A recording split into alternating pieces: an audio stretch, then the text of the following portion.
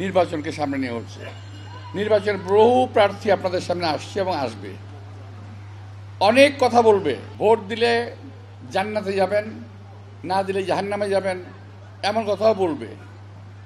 বলে ভোট না দিলে কুপায় কেড়ে ফেলবো, এটাও বলে। তো আজকে আমার খুব দুঃখ লাগে, যারা এই ভোটটা চাচ্ছে তারা কি এই বাংলাদেশ চেয়েছিল? এই বাংলাদেশ তারা চায় নাই। ৭১ সালে যখন আমরা মুক্তিযুদ্ধ করি, এরা আলবদর রাজাকার বাহিনী নাম দিয়ে, পবিত্র নাম আলবদর রাজাকার, এই নামগুলোকে তারা কলুষিত করেছে। এই নামগুলোকে কলুষিত করে অতঃপর বাংলাদেশের জনগণকে কচু কাটা করেছে। বাংলাদেশের মা বোনদেরকে পাকিস্তানি বাহিনীর হাতে তুলে দিয়েছে। আজকে ওরাই বাংলাদেশে ভোট চায়, ওরা আজকে বাংলাদেশে বড় বড় লম্বা লম্বা লম্বা কথা বলে।